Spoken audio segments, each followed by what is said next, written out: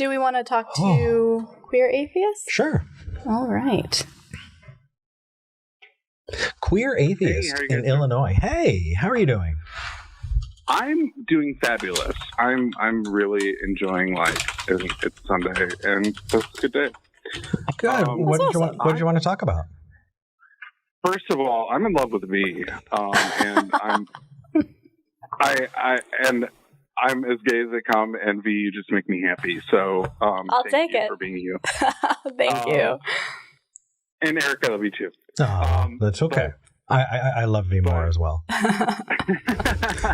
Your photo made me cry. Impression. So, it made me cry too. I know. I kind of saw that look of shock and amazement on your face. And it was beautiful. That's really sweet. No, I'm curious about the term and the label "New Atheism," and I kind of got some feedback from Dan and Anthony on Friday, and I'm curious about what you think about it, what you think about the label and the baggage that goes with it. I mean, don't get me started on Dawkins. That's a whole thing. And Hitchens had his problems. As much as I admire his atheism, he's also very, very much into war. Just like torture just a tad too much, at least in the beginning there. Right. Yeah. There's so much baggage that goes along with that term that I do my best, kind of like a PC Myers kind of way, to distance myself from that movement. But I feel like we owe a lot to it at the same time. So it's interesting that you don't. I was going to say, it's interesting that you don't bring up Dennett, because Dennett actually pushed for something similar.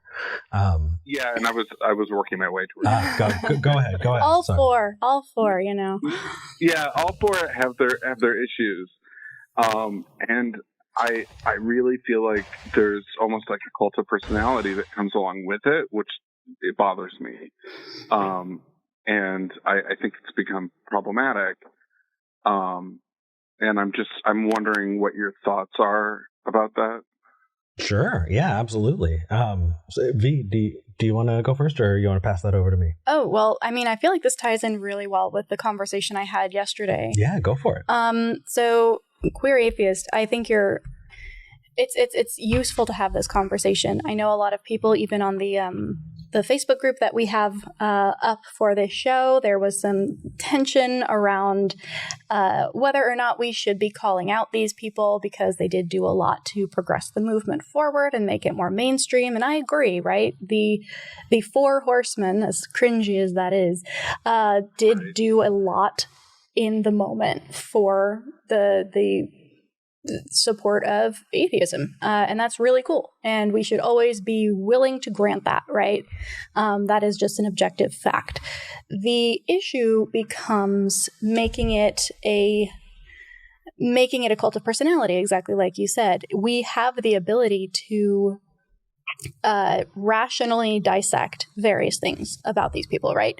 When they're talking about their field, right? They are right up there with the best of them. Okay. When they veer off course or move into topics that they don't know very much about, but they bring that same level of gravitas, it's essentially a walking appeal to authority, then we can say, hey, you know what, that's not accurate, stay in your lane. And we need to be able to feel comfortable doing that, whether that's with Dawkins or Harris or anybody else or anyone on the internet, right? If I go out there and start saying something I know nothing about with this air of authority, I fully expect and hope that people come after me and be like, hey, V, stop it, like smack on the wrist, go back to what you're doing. So yeah, I think being able to differentiate between the value that somebody brings to the movement or has brought historically, and whether or not they should still be venerated with the current understanding and progress that we've made. And we really do that. When we see somebody who has helped us a lot in our personal lives, maybe it's their work or their talks or whatever it is, we want to, hold them up as heroes. And it's just something that we got to push back against. But the other side of that, you were asking about the label, new atheism. Mm-hmm. And I feel like there are a couple pieces to that. Number one, it has been tried so many times. That was me. It has been tried so many times.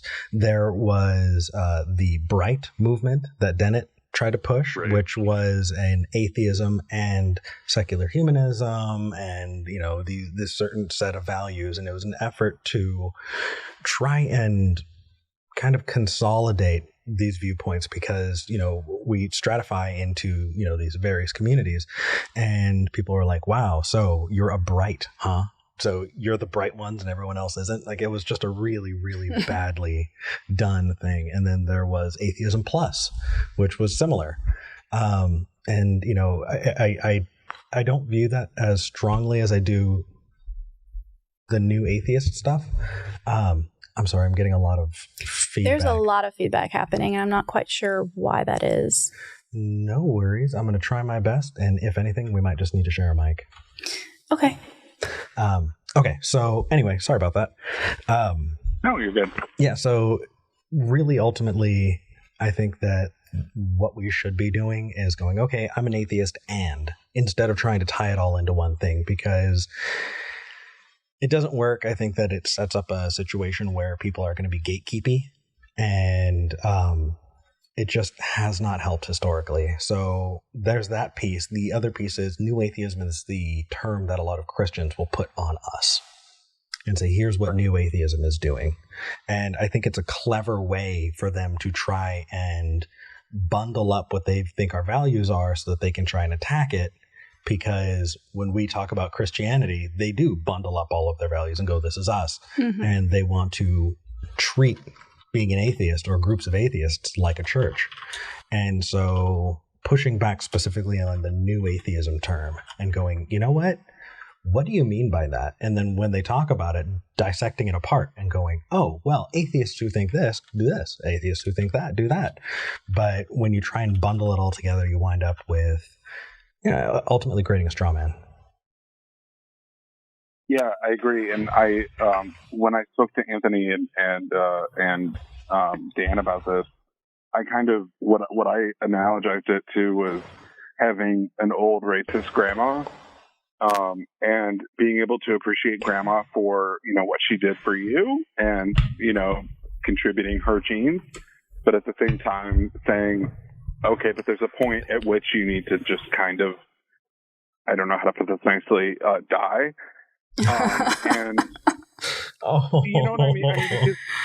That's horrible. That's horrible to say, but I mean, you know what I mean? Like that you're from another generation, your ideas are outdated.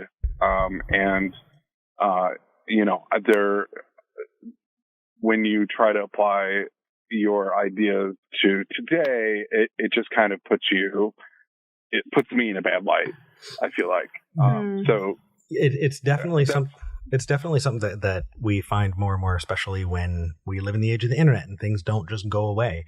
All the embarrassing things that we did in high school, people don't know. The embarrassing things people are going through high school now, though, that's online forever. And I think we as a society need to figure out how to cope with that. But in the meantime, I don't know. I just have a little bit of charity. Go, you know what, Grandma? Thank you for everything that you did. I got this. Also, there is a difference to, I think, I get what you're saying, and I think I agree to an extent, but there's a difference between saying, hey, you no longer represent us as a movement, therefore we are not granting you the ability to be the face of this movement, and die, right? Like, I feel like a lot of the time there is this kind of dichotomous idea where if you are not accepting this person as an authority figure, then you want them to go away entirely. And while that is the case with some people, for sure, most of the time, the conversation doesn't get that drastic in either direction. It's just, hey, is this person the best representation for our movement right now? And would it be more helpful for them to take a back seat to somebody who has more understanding of the conversations that are happening today? And we're not necessarily, for people who are wondering, we're not necessarily saying die. We're saying no, that's retire. Exactly it. Yeah, and just to clarify what I meant the idea. Right. I didn't mean anybody in particular. That sounds horrible. No, yeah, exactly. I'm not a terrible person. I meant the idea and the label need to, like the idea of the Four Horsemen. That whole thing is super cringy to me. And, kind of like what you said, like there are multiple, I'm an atheist and I'm queer and I'm a skeptic and I'm this. And it's just a facet of one of the many layers that make up the beautiful diamond that is me. Right? Yeah.